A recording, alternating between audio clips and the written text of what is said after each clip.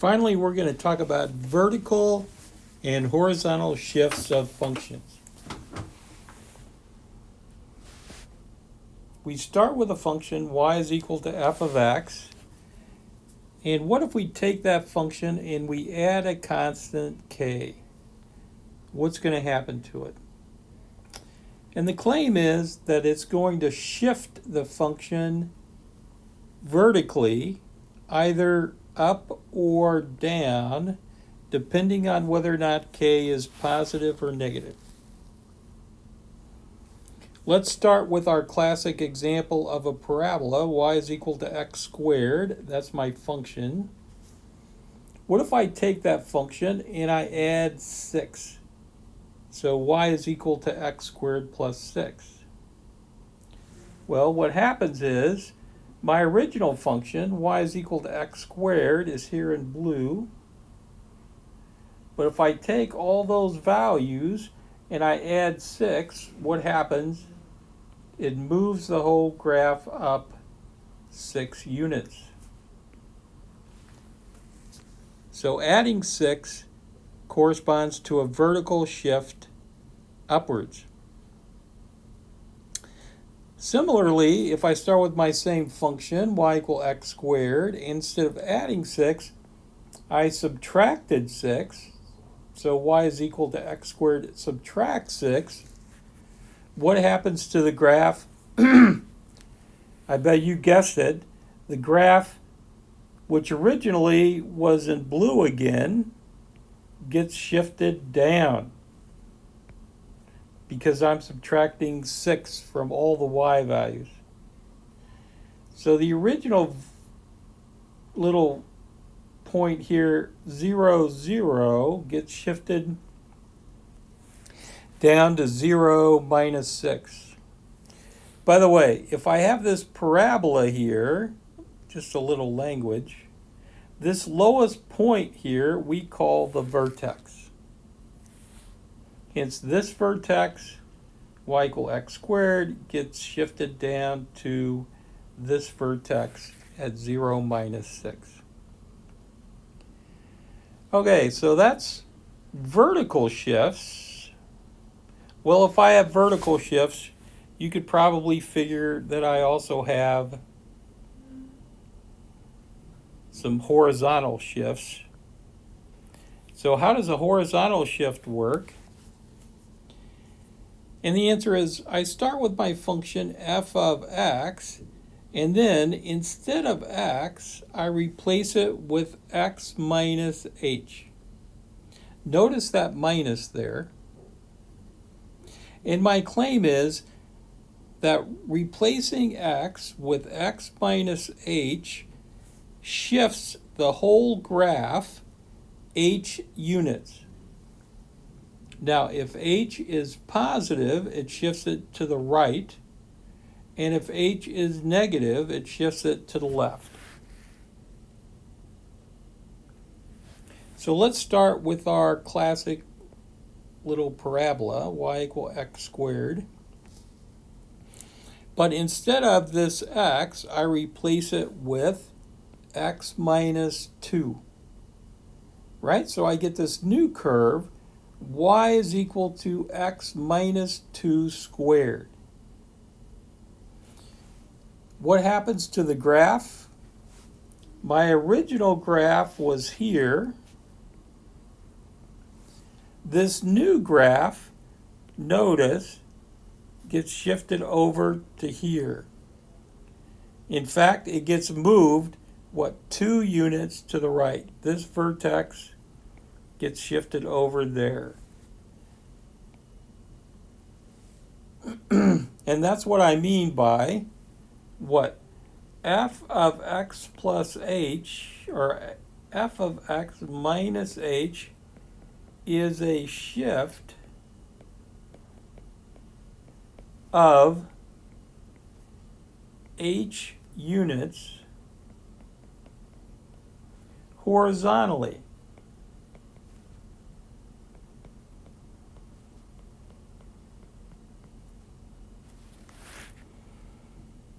Now let's look at another example. Suppose I start with my classic curve, y is equal to x squared. And I want to shift it to the left 3 units. Well, to do that, left 3 units would mean it would have to be what? X minus h, and what's my h? A minus 3. So x minus a minus 3 all squared. But a minus is x plus 3. So if I take the curve and everywhere I see an x, I replace it with x plus 3, I get the curve y is equal to x plus 3 squared. And what happens? It shifts it to the left 3 units. So if this vertex was 0, 0, this vertex of the new curve is minus 3, 0.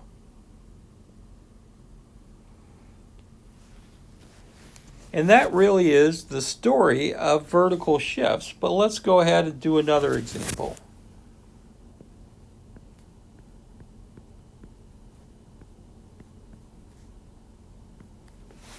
Let's look at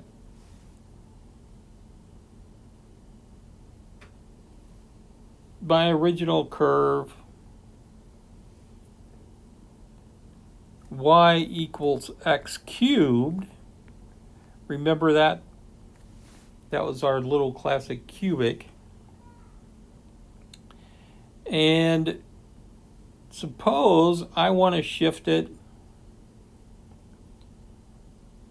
to the right.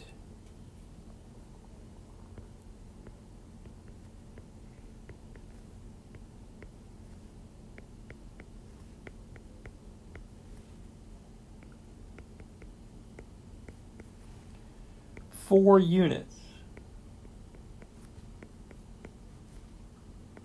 Okay, so I'm shifting it to the right 4 units. What should that curve look like? Well, it should be what? Y is equal to what? X. Remember, it's minus h, and h is 4 cubed. So that's the way I could take this graph here and shift it to the right 4 units. And if you want a picture of what has happened, let's draw ourselves a little picture.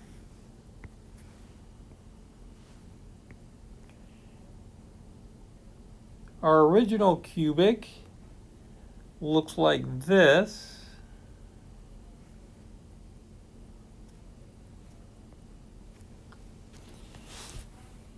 But our new one, the one right here, I'm going to draw in red, turns out to be shifted to the right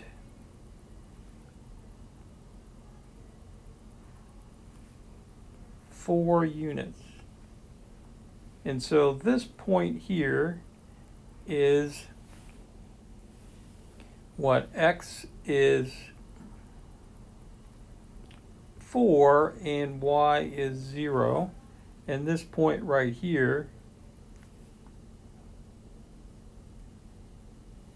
which I'll list in blue, is 0, 0. Notice, if I take and I plug in this equation, x is 4, what do I get? 4 minus 4 is 0, and 0 cubed is 0. The point is, I get this point, right? So if I want to shift it to the right 4 units, I replace x with x minus 4. If I want to shift it to the left 3 units,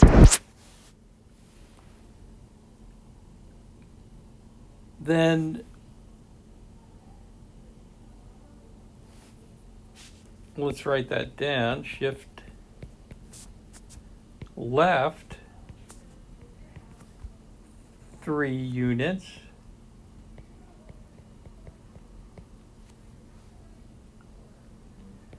Then the equation becomes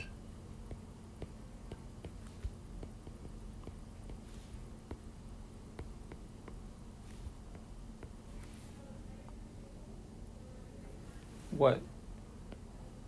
Y is x plus 3q.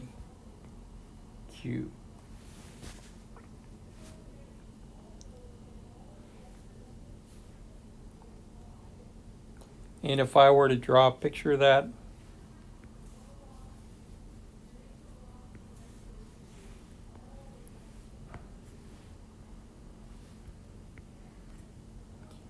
my original cubic again would look like this.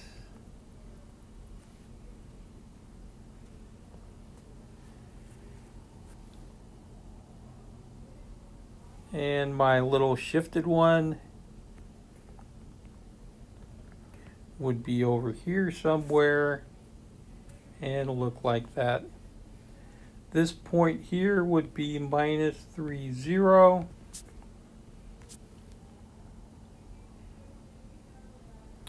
And this point here would be 0, 0.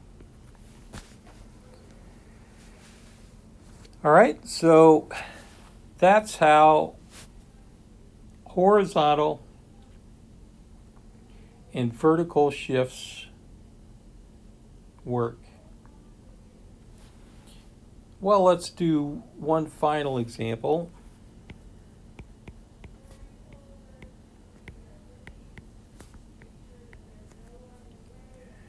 Sketch the curve. And now let's do a couple of shifts. So let's go y equals x minus 4 squared, add 3. Okay, so we're going to start with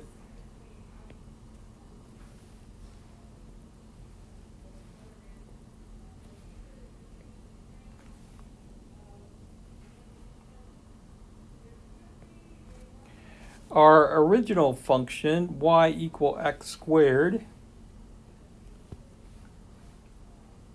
So I'm going to start with y is equal to x squared. What does that look like? It looks like this graph right here, recall. And then what does this shift do? X minus 4, the claim is it moves it over 4 spots.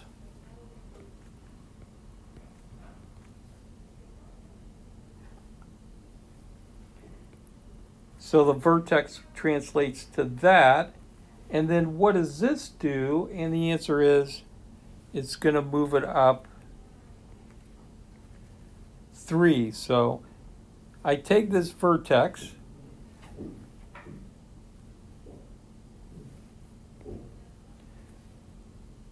I move it over 4, 1, 2, 3, 4, and then I move it up 1, 2, 3.